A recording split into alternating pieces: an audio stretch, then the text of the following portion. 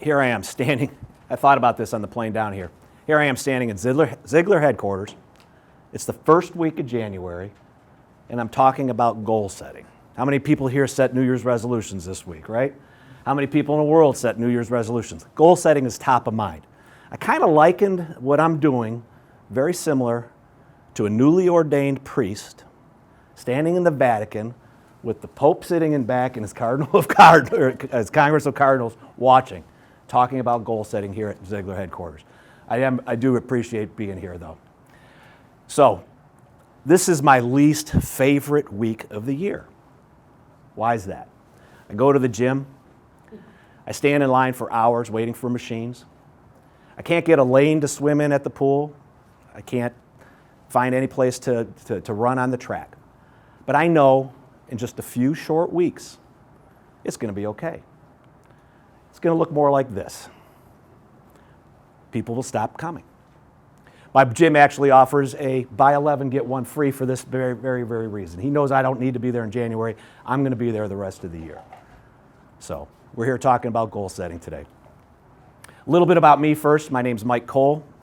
Like Tom says, I'm president of Pinnacle Sales, where I offer coaching and training and leadership. I'm married very, very happily for 24 years. The other year and a half weren't so good. It's a total of 25 and a half, though. I've got two beautiful kids, a 23-year-old newly started as a teacher. She's teaching first grade in the inner city of Detroit. So everybody please pray for her every day. And my son, who's 21 years old, studying advertising and sales at Michigan State University.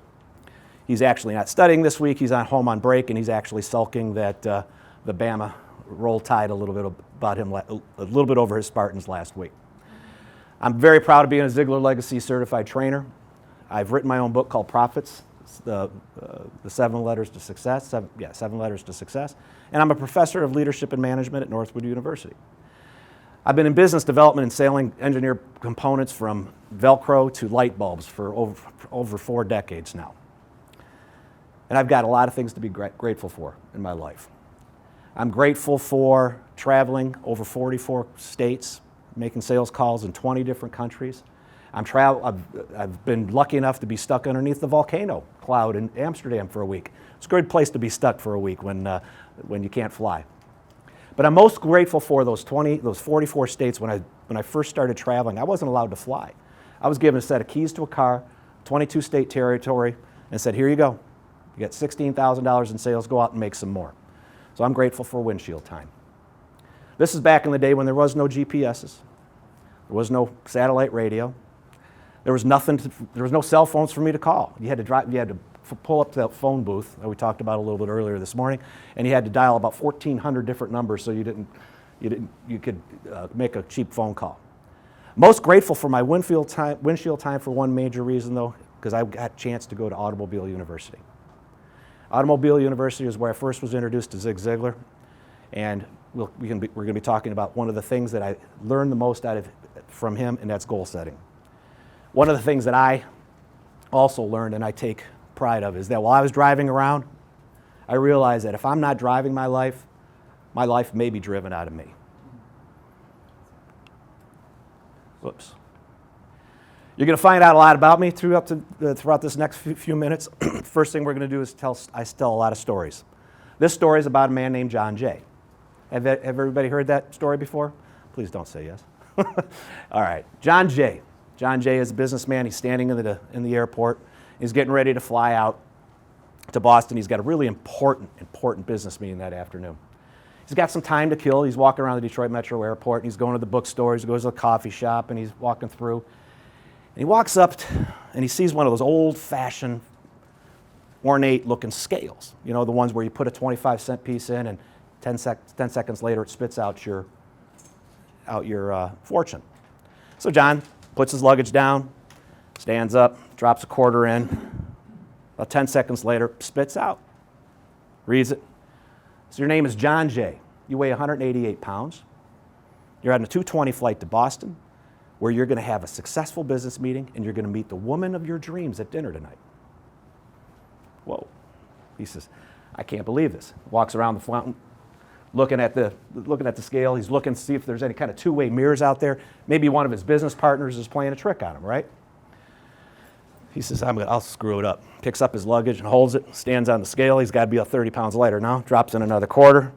10 seconds later, picks it up, reads it. My name's John J. Or your name is still John J. You still weigh 188 pounds. You're still scheduled to be on that 2:20 flight to Boston, where you're going to have a successful business meeting and you're going to meet the woman of your dreams. John doesn't believe this. He picks up his stuff. He walks away, walking through the airport. And he's shaking his head. He's thinking, well, how can this thing know what my life is going to be? Is it all planned out? I don't know. So he goes to the bathroom, takes his luggage out, completely changes his clothes, puts on a pair of sunglasses, walks back to the scale, looks around again, sneaks in there, stands up on the scale, drops in a quarter, spits out his fortune. Your name is still John J. You still weigh 188 pounds, although you've now missed the 2:20 flight to Boston. Not only that, your future is being recalculated. How many of you are waiting for others to create your happiness and to create your goals?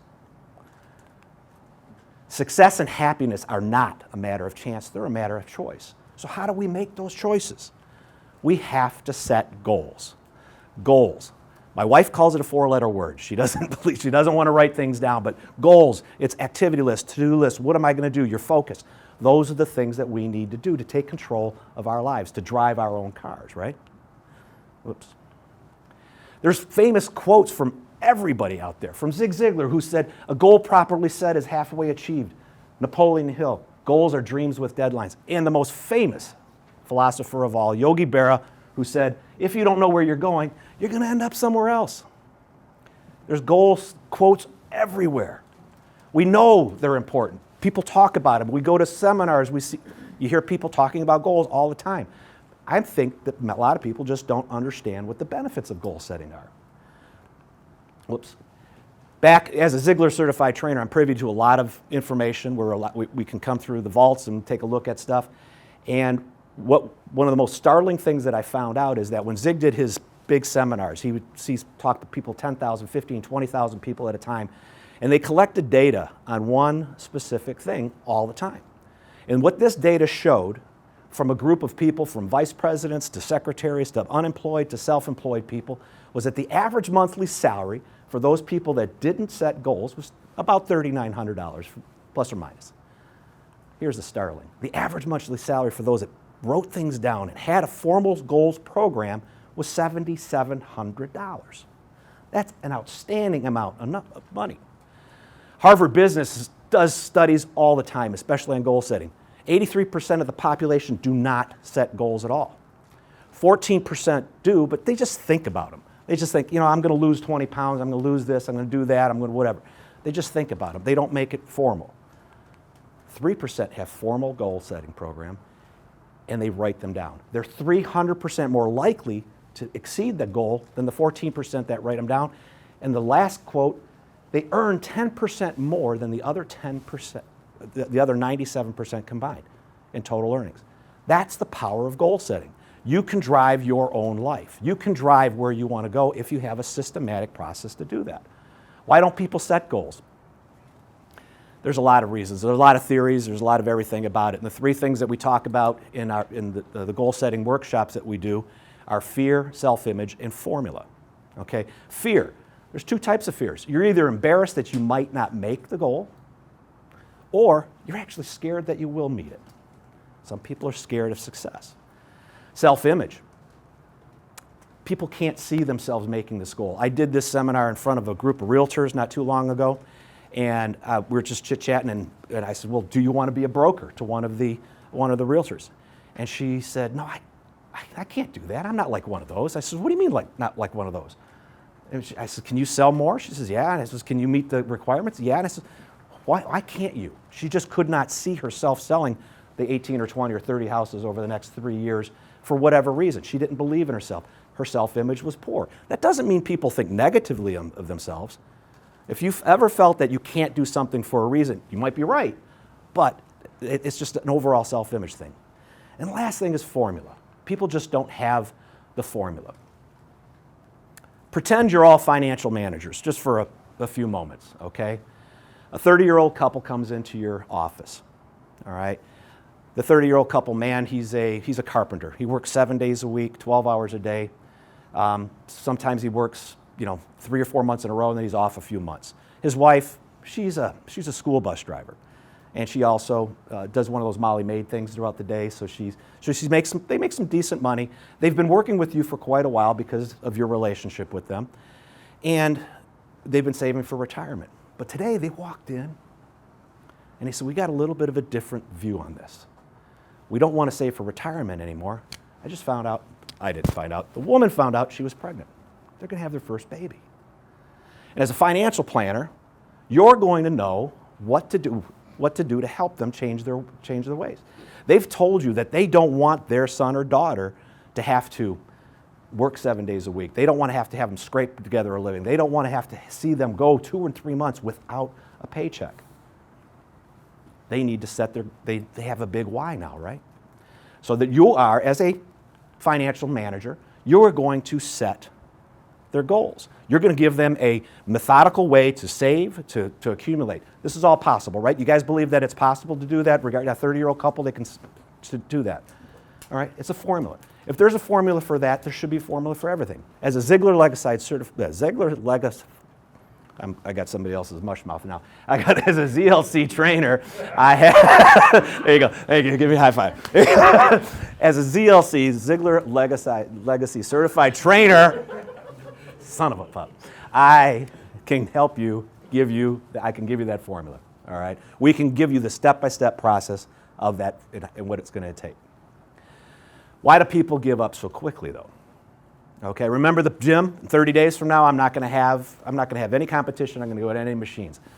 My video is not working, but has anybody here, how many people here know how to train fleas? You know how to, you got a couple people? All right, why don't you come up here and tell us? No. All right, training fleas is pretty easy. First of all, do you believe you can train a flea? You can? Yes or no? All right. Anyway, you take a group of fleas and you throw them in a jar and you put a lid on it. All right, and this is the initial process of them starting to be trained. As they're jumping, they're jumping up and down, and they're hitting the bottom of that lid, and over and over and over again. And you're sitting back, and you're just watching them, and you're watching them get trained, because sooner or later, even a flea is smart enough to stop jumping that high, and they're going to stop jumping that high. And at a certain point, take that lid off, and you can be rest assured that those fleas are going to stay in that jar. And that, folks, is how you train a flea. People are the exact same way. They are susceptible to the negative influences of other people. If they hear these things over and over and over again, you can't do this, you can't do that, nobody's ever done it before. Those negative influences, we all call them negative Nellies, right? We've heard that word before. Those negative influences are going to make you stop doing something, possibly. They're going to have influences on our behavior. In our goal setting and achievement workshops, we walk you through the steps, we walk you through the hows, we give you the formulas to help you make your goals. And yeah. One of the things we do is we systematically connect goals and dreams. And I like to use the word hopes and dreams, okay? And when the world tells you to give up, it's hope that whispers, heck, let's just give it one more chance. T.S. Eliot wrote, only those at risk going too far will actually find out how far they can go. Forget listening to other people. Take the extra step, go the extra mile. When you get to that top of the mountain, if you set your goal to only get to that top of the mountain, when you get up there, you can know how much farther you have to go. There's 7 steps that we go through in our seminars and our workshops, from identifying your goals to defining the goals to identifying the people that can help you in the deadline. It's a very, very good process. If you walk through that, just like that financial manager could walk through that 30-year-old couple, they can walk them through to help them get a college education. We can help you set your goals systemically and making sure that they're going to come true. The big why. This is the missing piece that most people don't know, okay? There's a big why in everything. I've mentioned it a little bit before with a 30-year-old couple.